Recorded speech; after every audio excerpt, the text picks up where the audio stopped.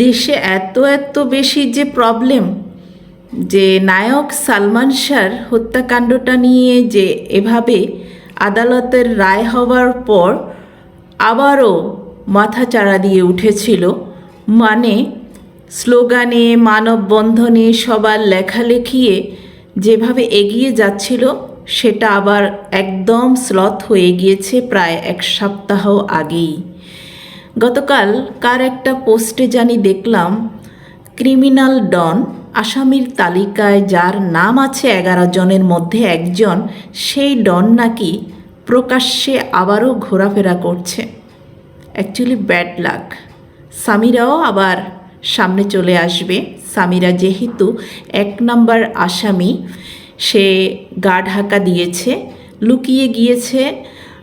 তার মামলাটা যখন 21 অক্টোবর, সম্ভবত 21 অক্টোবর হওয়ার পরেই সে গা ঢাকা দিয়েছে। সে বাসা থেকে তার ফ্যামিলি মেম্বারদেরকে নিয়ে চলে গিয়েছে। কোথায় জানি গিয়েছে, বাড়ির দারোয়ান বলেছে তারা বলতে পারে না। স্বাভাবিক ব্যাপার।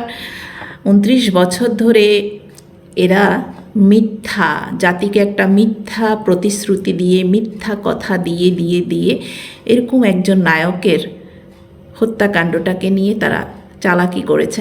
আসলে টাকা এবং লোকের পাওয়ার হচ্ছে সবচাইতে বেশি। লোকের পাওয়ারের চাইতেও টাকাটা হচ্ছে মেইন। তাদের টাকা আছে বিধায় তারা সব কিছু থেকে পার পেয়ে গিয়েছে।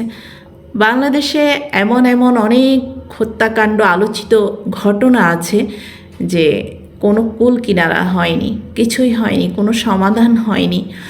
আর এই ধরনের খুনিরা কিভাবে পার পেয়ে যায় আমি বুঝি না। আর দেশের এ ধরনের কেসগুলোর জন্য কেন বিচার ব্যবস্থা আসলে কিসে কাজ করে আমি বুঝি না। এই যে আদালতে একটা রায় হওয়ার পরে প্রশাসনের উচিত ছিল হত্যাকারী যাদের লিস্টে আছে, বিশেষ করে মেইন যে লোকগুলো, ডন এবং সামিরা তো দেশেই বসবাস করছিল, তাদের অ্যাড্রেস সবাই জানা। তাদের যদি ইন্টারভিউর জন্য সাংবাদিকেরা তাদের ঠিকানা জানতে পারে, মিনিটে মিনিটে খবর নিতে পারে। পুলিশের মতো প্রশাসনদের কি কাজ? তারা কি তাদের কথা বা তাদের সাথে কমিউনিকেশন করার কোনো ওয়ে কি নাই? আসলে সব চোখে ধুলো দিয়ে এড়িয়ে যাওয়ার নামান্তর। মোটা অঙ্কের একটা টাকা তারা পেয়ে গিয়েছে, সেজন্য এটাকে এভাবে অ্যাভয়েড করে ফেলে দেয়া হয়েছে যে তাদের ফোন ট্রেস করা হচ্ছে, তাদের অবস্থান দেখা হচ্ছে ইত্যাদি বিষয় দিয়ে দিয়ে দিয়ে আসলে প্রশাসন এখানে কোনো ভূমিকাই নিচ্ছে না। এটা আসলে হবে না, কখনোই হবে না। 29 বছর যেহেতু হয়নি, এখন আর হবে না। আমি আসলে আর আশাবাদী না। যে অবস্থা, যে সিচুয়েশনগুলো দেখছি, অসংখ্য সালমান ভক্ত রয়েছে বাংলাদেশে। অবাক করার বিষয় হচ্ছে গিয়ে এত বছর পরেও যে সালমান শাহ নিজেই অনলাইন দেখেনি, মোবাইলের এই যে সুযোগ সুবিধাগুলো, এই যে ইন্টারনেটের সুবিধাগুলো দেখেনি, সেই সময়ের জেনারেশন তার ভক্ত। এটা তার জন্য একটা বড় পাওয়া। তার ফ্যামিলি মেম্বাররা হয়তো এটা দেখে যাচ্ছে, কিন্তু সালমান শাহ দেখতে পারেনি।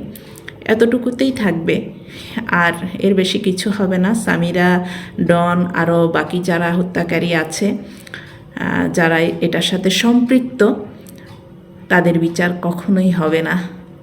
বরং এটা যখন একদম অফ হয়ে যাবে, তখন সামিরা আবারও এই যে একটা ইস্যু দাঁড়িয়েছিল বেশ কয়েকদিন তার এগেনস্টে, সেটা নিয়ে সে বক্তব্য দিবে, ইন্টারভিউ দিবে।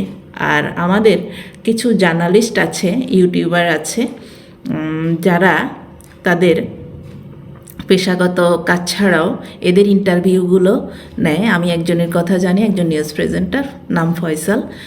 তিনি সর্বপ্রথম সামিরার ইন্টারভিউ নিয়েছিল।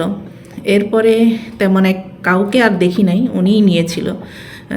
দেখা যাবে যে উনি নেবেন, তারপরে হয়তো আরও বাকিরা এবারে নিতে পারে। এভাবেই চলবে।